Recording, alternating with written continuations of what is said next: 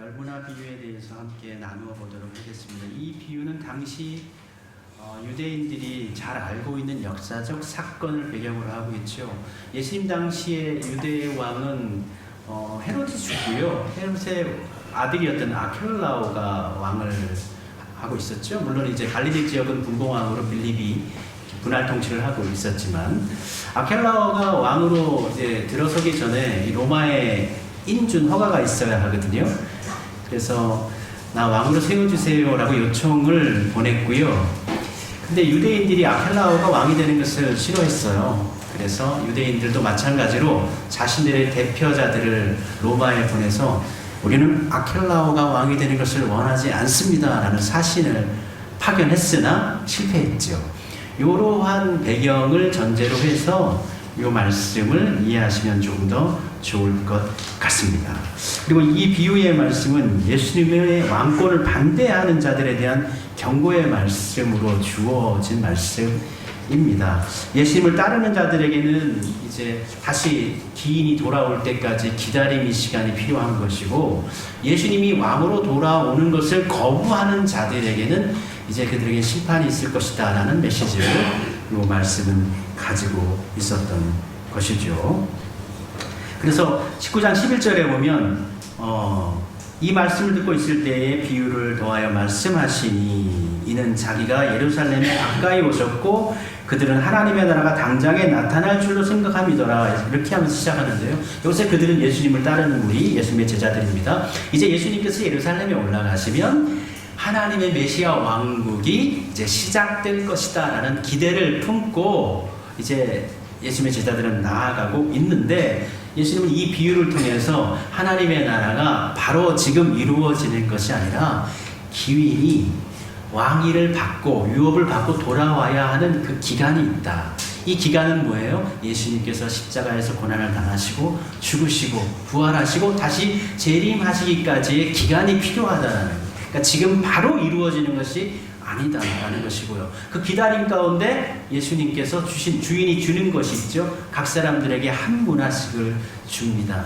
그건 단순하게 기다림의 시간이라 아니라 그 시간 동안 우리는 한 문화를 받고 우리가 가지고 있는 역량과 능력을 통해서 하나님의 사명을 완수하는 기간의 시간으로, 충성하는 기간으로 살아가야 한다라는 그런 의미를 우리에게 전해주고 있습니다. 비유 속 기인은 왕위를 받기 위해서 먼 나라로 떠납니다. 그리고 기인이 떠나면서 종들에게 내가 돌아올 때까지 너희는 장사하라, 장사하라 이렇게 명령합니다. 이 비유 속의 본문에서 자신들이 섬기는 주인으로부터 그가 먼 곳으로 떠나기 전에 한 문화씩의 돈을 10명의 종들이 받아요. 한 문화는 당시 노동자의 품삯으로 100일치에 해당한다고 합니다. 그러니까 하루 일당을 10만 원이라고 친다면 100일치니까 1000만 원이 되는 것이죠. 그러니까 작은 돈은 아니고 또 그렇다고 아예 큰 돈도 아닙니다. 비유 속의 본문에서 자신들이 섬기는 주인으로부터 한 문화씩을 받고요. 그리고 이것과 비슷한 그 비유로 마태복음 25장에 기록되어져 있는 달란트 비유가 있죠. 여기는 종들에게 어떤 종에게는 1달란트, 어떤 종들에게는 2달란트, 어떤 종에게는 5달란트 이렇게 남겨주지 않습니까? 그래서 처음부터 차등 지급해요. 근데 문화 비유는 차등 지급이 없어요. 모두 똑같이 한 문화가 주어지지요. 그러니까 달란트 속에서의 비유의 달란트는 각 사람마다 하나님께서 주시는 역량과 능력이 다를 수 있다는 거예요. 태어날 때마다 우리는 요즘 우리 젊은 친구들이 얘기하는 것처럼 금수저로 태어나서 재정을 가지고 태어나는 사람도 있어요. 타고날 때부터 건강한 사람들이 있어요. 타고날 때부터 머리가 좋으신 분들이 있어요. 차이가 있습니다. 누구나가 다 똑같지는 않아요. 그러나 한 문화 속, 10문화 속의 종들에게는 똑같이 다 한 문화입니다. 이건 누구나가 다 가지고 있는 거예요. 우리에게 주어진 생명, 우리에게 주어진 사명, 우리에게 주어진 시간, 공통적으로 우리가 가지고 있는, 차별 없이 똑같이 가지고 있는 것. 그것을 우리는 가지고 그것을 남기는 삶을 살아야 합니다. 달란트 비유에서의 종들은 5달란트 받은 사람은 5개 남겨가지고 10개 만들었고 2개 달란트 받은 사람은 또 2개 남겨가지고 4개 만들었어요. 그러니까 한 배수의 수익을 거두었죠. 그런데 문화의 종들을 보면은요, 어떤 종은요, 한 문화 가지고 10문화를 만들었어요. 1,000만 원 가지고 1억을 만드는 거예요. 어떤 종은 한 문화 가지고 5문화를 만들었어요. 1,000만 원 가지고 5,000만 원 만든 거예요. 그러니까 실력으로 본다면은 사실 이 문화를 받은 사람들이 훨씬 장사를 아주 유능하게 월등하게 잘했다고 봐야죠. 마태복음의 달란트를 가진 사람들은 물론 달란트는 큰 단위의 액수이긴 하지만 한 배밖에 남기지 못했어요. 그런데 문화를 가지고 있던 사람은 한 개를 가지고 10배를 남겼다는 거예요. 그러니까 어떻게 보면은 하나님께서 우리에게 주신 태어날 때부터 우리에게 허락한 재능과 능력, 부우, 건강 이러한 것들로 남길 수 있는 것의 한계치가 어쩌면 한 배일지도 몰라요. 그런데 우리가 받은 사명으로 우리의 삶을 하나님의 뜻 가운데 살아가는 것에 대한 은혜의 깊이와 넓이와 그 수는 한량없이 클 수 있다는 것이죠. 우리의 사명의 가치는, 우리의 사명의 어떤 섬김과 충성의 가치는 한 배 정도가 아닌 거예요. 맥시멈 10배까지 커질 수가 있는 것입니다. 그리고 두 비유에 공통점이 있는데, 달란트 비유에서든 문화 비유에서든 한 달란트 또는 한 문화를 받은 이 한 사람이, 개 중에 한 사람이 있는 그대로를 가지고 그대로 왔다는 거예요. 달란트 비유에서는 땅속에 파묻혀 버려요. 그리고 문화 비유에서는 수건으로 꽁꽁 싸가지고 감추어 버립니다. 두 비유의 공통점이 뭐예요? 땅속에 묻어버리면 보이지가 않아요. 숨겨버리는 거예요. 수건으로 감싸버리면 보이지가 않아요. 분명 거기엔 문화가 있고 달란트가 있어요. 하나님께서 우리에게 주신 것이 있는데 그것을 우리가 어떻게 해요? 꽁꽁 싸매어버리는 거예요. 꽁꽁 숨겨버리는 거예요. 하나님께서 주신 것이 있는데 주신 것이 없는 것 마냥 감추어버리는 거예요. 모른 척하는 거예요. 그렇게 살 수가 있다는, 우리가 특별히 주의해야 할 그 사람이 바로 이 한 문화 받은 사람, 한 달란트 받은 사람이에요. 하나님께 우리가 사명을 받았지 않습니까? 달란트 능력을 받았지 않습니까? 그러면 그것을 숨기면 안 되는 거예요. 그것을 어떻게 해요? 장사해야 돼요. 그것을 통해서 우리 역량을 드러내야 하는 것입니다. 그리스도인들은 하나님께서 허락하신 것을, 우리에게 주신 그 은혜와 능력과 시간, 어떤 삶의 어떤 힘, 생명, 이러한 모든 것들을 통해서 남기는 장사, 하나님께 결산보고할 수 있는 장사하는 삶을 살아가야 하는 것입니다. 그래서 우리가 주목해야 할 것은 이 문화의 원소유주가 사실은 이게 문화를 주긴 하는데 이거 누가 준 거예요? 원래 주인이 준 거잖아요. 이 한 문화도 1,000만 원 돈도 원래 이 종들이 갖고 있던 돈이 아니에요. 그러니까 우리가 주어진 생명도, 우리에게 살아가는 인생의 시간도 다 원래는 누구 것이었다는 것이죠? 하나님의 것이에요. 무일푼은 아무것도 아닌 거예요. 우리는 원래 공술의 공수거라고 불경에서는 이야기하지만 사실 그거 이전에 우리의 생명조차도 원래 우리 것이 아니었던 거예요. 하나님께서 우리의 생명을 지으시고 이 땅에 우리를 보내셨으니까요. 우리의 것은 하나도 없어요. 그래서 종이 얘기할 때 16절과 18절에 보면 주인이여 당신의 한 문화로 10문화를 남겼나이다. 그래서 10문화 남긴 종이 얘기할 때 16절에서 당신의 한 문화, 그러니까 이 한 문화는 내게 아니라 당신이 주신 한 문화로 내가 10개를 남겼습니다. 그렇게 고백하잖아요. 주인이 떠날 때 주었던 그 돈마저도, 그 종잣돈마저도 그것은 주인의 것이었고 내 것이 아니었던 것입니다. 그러므로 우리는 모두 다 우리의 소유뿐만 아니라 우리 자신도 마찬가지로 하나님의 소유물입니다. 우리는 하나님의 것입니다. 본문에서 어떤 기인이 왕위를 받기 위해서 먼 나라로 갑니다. 문화 비유 가운데 이 기인에게는 두 종류의 사람들이 곁에 있었어요. 한 무리는 그를 반대하는 사람들, 처음부터 주인을 반대하는 사람, 따르지 않는 사람들이에요. 14절에 보면 그런데 그 백성이 그를 미워하여 사자를 뒤로 보내어 이르되 우리는 이 사람이 우리의 왕됨을 원하지 아니하나이다 하였더라. 이렇게 얘기하고 있죠. 당시에 예수님께서 왕이 되는 것을 원치 않던 사람들은 당시에 예루살렘에 거주하던 대제사장들과 바리새인들과 서기관들과 예수님을 돌로 쳐서 십자가에 못 박여 죽이시오라고 외쳤던 이스라엘 유대 백성들이 바로 그러한 사람들인 거예요. 이 사람들은 처음부터 주인의 삶과 반대의 삶을, 적치는 삶을, 그러니까 배격하는 삶을 살고 있었고, 그리고 두 번째 부류의 사람들은 기인의 신복들인데 10명이 나오지요. 그 10명 중에서도 분류가 되는데 그 중에 9명은 열심히 맡은 바대로 충성했고 성실한 사람들이었고 그 중에 1명은 성실하지 못했습니다. 우리 모두 여기 두 번째 부류에 우리 성도님들은 다 속해 있는 거예요. 모두가 다 주인의 신복으로 있는 것이고 주인이 한 문화씩을 다 주었어요. 근데 이 안에서 갈라질 수가 있다는 것이죠. 누군가는 한 문화로 10개를 만들 수 있고 누군가는 한 문화로 5개를 만들 수 있고 누군가는 한 문화를 가지고 장사조차 안 한 사람. 여기 보면 나머지 7명에 대해서는 10명 중에 7명에 대해서는 그냥 언급을 안 해요.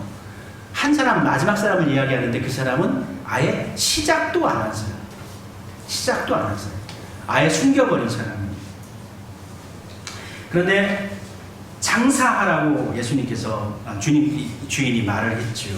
이 장사라는 것은 단순하게 돈을 많이 벌어라라는 의미가 아닙니다. 원어의 뜻은 활동하라, 움직이라, 생산적으로 살아라라는 뜻이에요. 우리는 활동해야 됩니다. 움직여야 됩니다. 교회 안에서 나는 예수님만 믿고 있으면 됩니다라고만 하고 있으면 안 돼요. 예수님을 믿었으므로 활동해야 됩니다. 순종해야 되고 섬겨야 되고 하나님의 나라의 일꾼으로 하나님의 사역에 동참하는 삶을 살아가야 합니다. 결국 마침내 기인이 왕위를 받고 돌아옵니다. 그는 종들이 어떻게 장사했는지를 이제 확인하고자 합니다. 그래서 우리는 흔히 이 열문화의 비유를 읽으면서 얼마나 많이 남겼는가라는 것에 얼마나 돈 많이 벌었는가에 대해서 우리는 중점적으로 그 주요 주제를 그것으로 파악하는데 열문화의 비유에 있어서의 주제는 사실 그게 아닙니다. 얼마나 많이 남겼는가? 이게 아니에요. 주인의 입장에서는 얼마나 이 종들이 내 마음을 이해했는가라는 것이 중요합니다.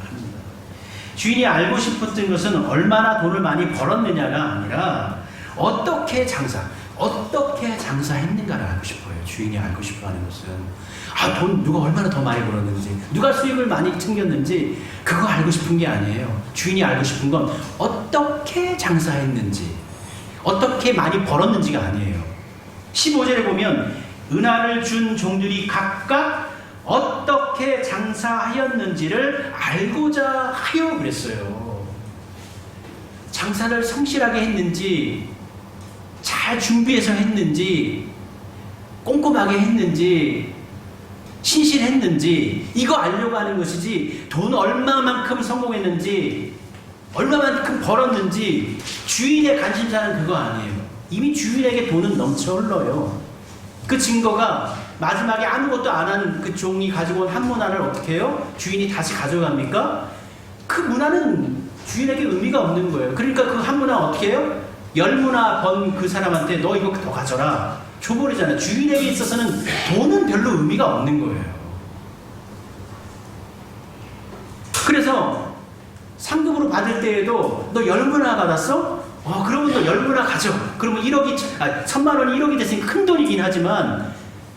돈이긴 하지만 사실 주인이 준 거에, 실제적으로 준 거에 비하면 별거 아무것도 아닌 거가 되는 거예요. 주인이 무엇을 줬습니까? 너 10개 문화 벌었어? 그래, 너 그러면 10골의 권세. 네가 작은 일에 충성하였으니까. 사실 작은 일이에요. 왜냐하면 10골을 받았잖아요. 10골을 다스릴 수 있는 권세가 되어졌어요. 요즘 집 한 채가 얼마나, 의정부의 집 한 채 얼마나 4, 5억 하지 않습니까? 이 동네 모두를 다스릴 수 있는 권세를 한무나 1,000만 원 받아가지고 그것을 가지게 된 거예요. 그러니까 사실 이 얻어낸 거에 비하면은 이 사람이 충성은 사실 큰 게 아닌 거예요. 그래서 주님께서 네가 작은 일에 충성했다.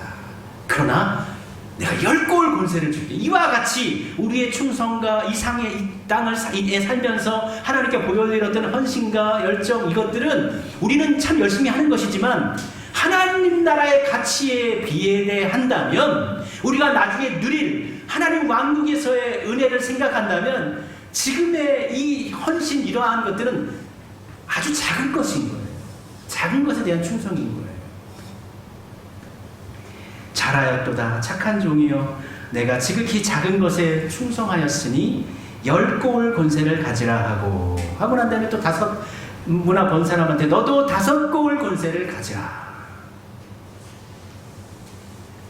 하나님께서 우리에게 주시는 축복은 우리들의 우리의 전생을 통해서 노력한 어떠한 그 기울였던 그것보다 더 큰 은혜가 우리에게 임하게 되는 것입니다.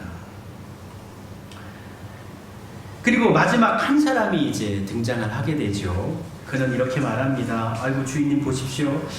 당신의 한문화가 여기 있습니다. 내가 수원으로 꽁꽁 싸매었다가 지금 가지고 왔습니다. 제가 알기로는 주인님은 지독한 분이십니다. 맡기지도 않는 것도 챙겨가시는 분이시지 않습니까? 심지 않은 데서 거두시는 분인 줄 제가 알고 저는 무서워가지고 있는 그대로 가지고 왔습니다. 주인이 원하는 것은, 우리가 기억해야 할 건, 주인이 분명히 장사하라고 명령했잖아요. 가면서 장사하라 명령하셨어요. 근데 지금 요 마지막 종은 그 명령을 순종하지 않았어요. 따르지 않았어요. 거기서부터 잘못됐어요. 변명을 하고 있지요. 근데 이 변명에 대한 이해가, 특별히 주인에 대한 이해가 너무너무 잘못되어져 있어요. 심지 않는 데서 거둔다라는 것은 직역하면은 아무것도 하지 않고 난 다음에 가져간다라는 거예요. 예를 든다면 이제 땅을 대여해주고 이제 농사 지어라 하고 나면 이제 그거를 일정 부분의 수익의 뭐 한 10분의 몇을 이제 주인이 나중에 가져가지 않습니까? 소출을. 그런데 땅도 주지 않고 소출을 가져가는 분이십니다라는 뜻이에요. 그러니까 이 종은 주인에 대한 이해를 정말 잘못하고 있었던 거예요. 21절에 당신이 엄한 사람인 것을 내가 무서워함이라. 당신은 두지 않은 것을 취하고 심지 않은 것을 거두나이다. 교회 안에 있으면서도, 이 주인의 신복으로 있으면서도 이 그릇된 오해, 잘못된 어떤 믿음, 바른 어떤 가르침, 어떤 성경의 내용, 이런 걸 오해하는 분들도 있는 것이죠. 맡겨두지 않은 것까지 가져간다. 그런 분이다라고, 엄한 분이라고. 사실 엄한 게 아니라 그러면 나쁜 사람이죠. 그러나 주인은 장사해서 남긴 한 분할을 그냥 종에게 넘겨줄 정도로, 그리고 장사한 것에, 그리고 또 잘한 것에 대해서 그냥 10고을을 넘겨주고 5고을을 넘겨주고 할 정도로 자비와 은혜가 풍성한 분이었다라는 것입니다. 그러니까 종이 한 말을 그대로 인용해서 그를 심판합니다. 22절에 내 말대로 너를 심판하노니, 네가 나를 평가한 그대로 너한테 그 말을 돌려줄게.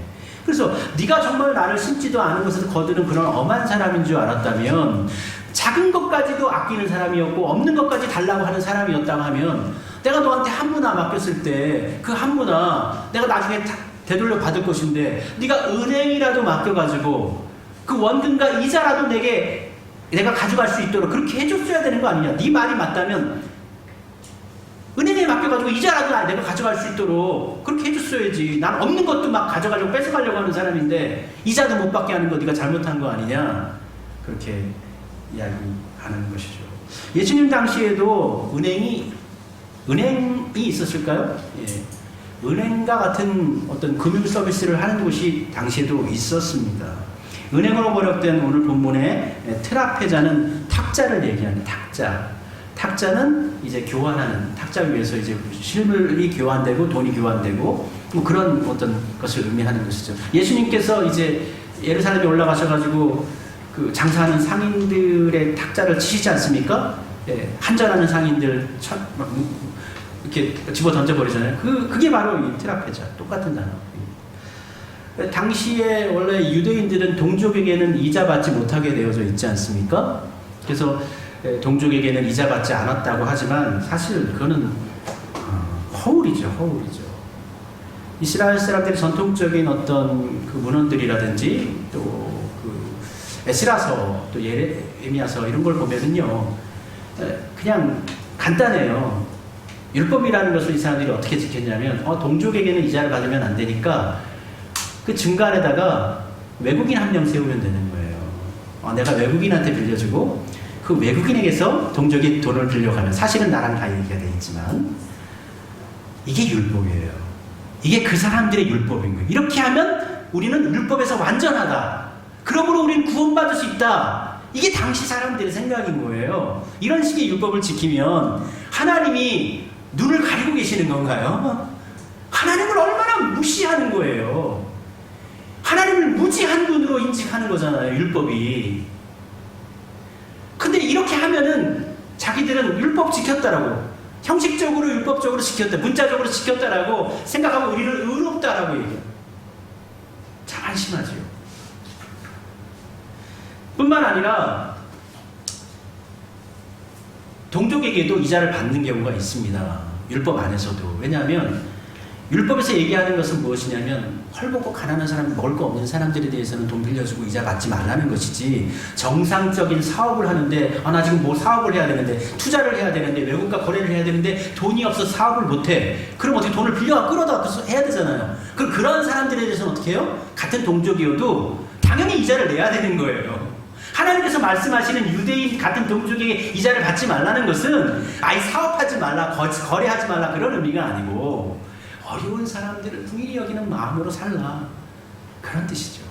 율법을 그냥 문자적으로 그렇게 이해하고 그게 전부다라고 생각하시면 안 돼요. 그러니까 여러분들에게 제가 성경을 매주마다 읽게 만드는 것은 이렇게 성경을 바라보는 눈을, 성경을 해석할 수 있는 마음의 여지를 가지고 성경을 읽어보라고, 그렇게 여러분 읽어보라고 하시는 거예요.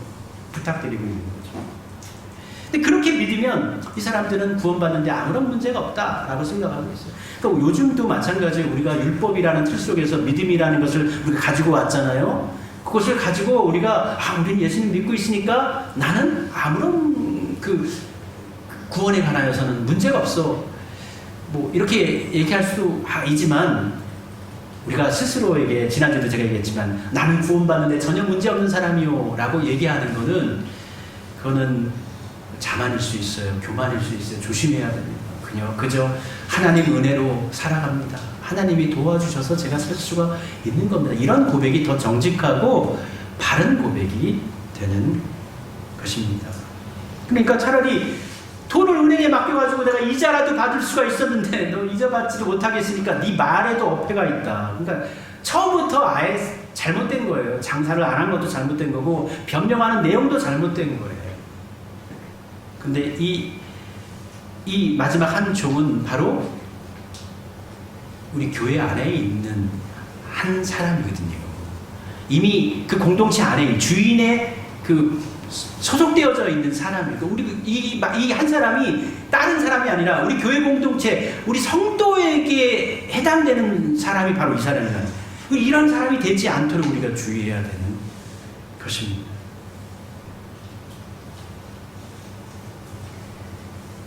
하나님께서 허락하신 기회를 우리가 선용하지 않으면, 쓰지 않으면 그 기회마저 빼앗기게 됩니다. 결국 그 한 문화를 어떻게 해요? 빼앗아 버리지 않습니까? 우리에게 주신 것마저도 빼앗아 버려요. 그러므로 우리가 하나님께서 주신 생명이 있을 때, 여건이 될 때, 능력이 될 때 장사해야 합니다. 열심히 살아야 합니다. 생산적으로 살아야 합니다. 사명을 감당해야 합니다. 그리고 주님께서 요구하시는 것은 단순한 결과가 아닙니다. 적어도 받은 은혜를 활용하는 노력, 맡겨진 사명을 이루려는 행동, 하나님 나라를 위한 충성이 있어야 한다는 것이죠. 만약 한 문화를 숨겼던 자가 장사를 했으나 운이 없어가지고 장사를 망쳐버렸어요. 여기 생략된 7명이 있는데 이 7명 중에는 보통 장사를 해서 성공하는 사람의 퍼센테이지가 우리나라가 뭐 5%나 되나요? 그렇지 않습니까? 뭐 당시라고 다르겠어요?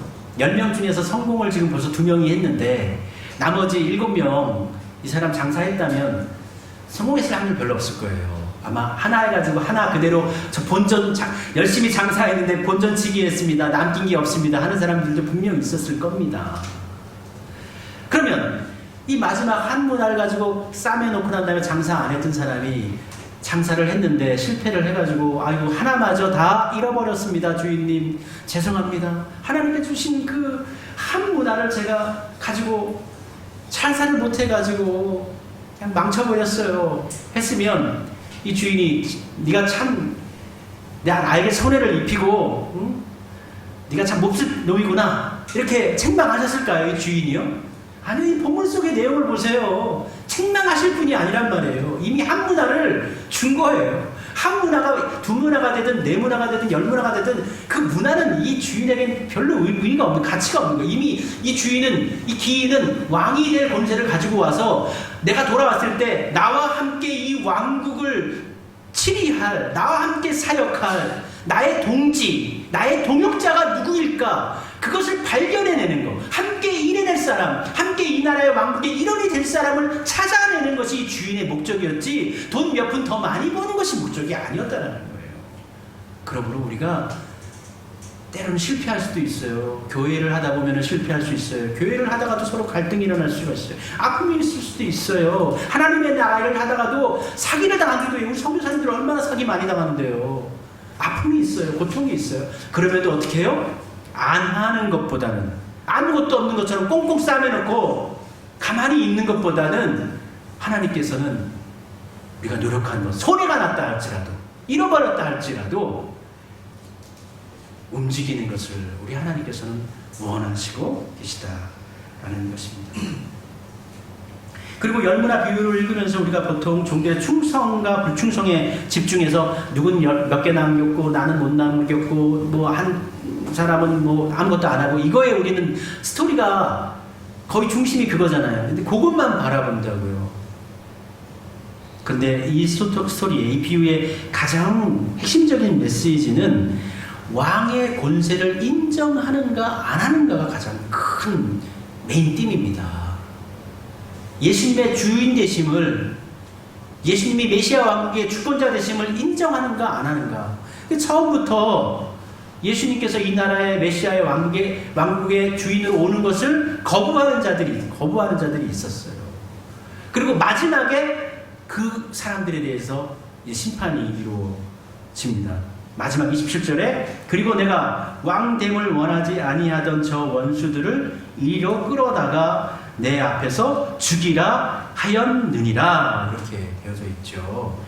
우리가 비유를 통해서 상징적으로 이해할 수 있는 부분이 있고요. 그 비유의 내용을 통해서 직접적으로 문자적으로 이해해야 될 내용이 있어요. 성경을 읽다 보면은 오늘 본문의 메시지 가운데 보면은 명확하게 얘기하고 있어요. 상징적으로 죽이라는 얘기가 아니에요. 상징적으로 그 사람을 뭐 힘들게 하라는 얘기 아니에요.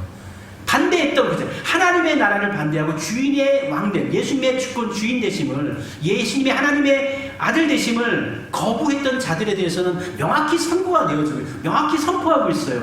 내 앞에서 죽이라 하였느냐고 했어요.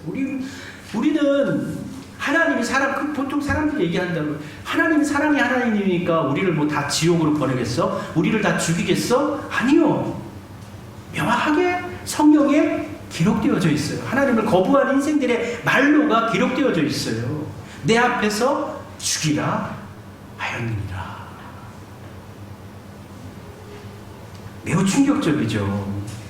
근데 이게 바로 비유의 핵심입니다.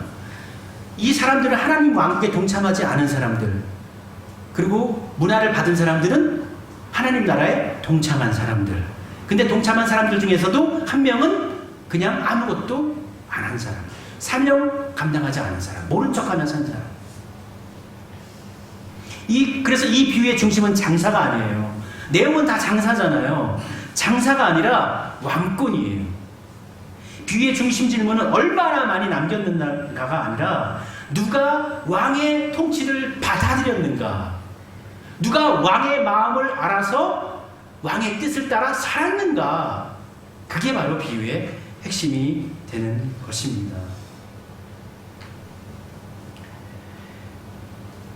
우리는 이 사람이 우리의 왕됨을 원하지 아니하나이다 라고 14절에서 고백했던 이 사람들, 예수님께서 이 비유를 이야기하실 때, 예루살렘으로 올라가실 때 이미 예수님은 아셨던 것이죠. 당신을 향한 박해와 당신을 향한 저주와 당신을 향한 십자가의 죽음, 그것을 뒤에서 모의하고 있는 무리들이 있음을 예수님은 이미 알고 있었던 것입니다. 그러므로 이 비유는 사실 당시의 유대 지도자들에 대한 경고라고 볼 수가 있는 거예요. 그 예수님을 죽이려고 모의했고 결국 죽게 만들었고, 돈으로 사람을 매수해서 예수님을 십자가에 못 박으라 사람들을 소동하게 만들었고, 결국 죽게 했던 그 무리들에 대한 심판의 메시지를 담고 있는 것이죠. 그리고 왕은 자신의 왕됨을 원치 않은 원수들을 죽일 것을 결국 명하게 됩니다.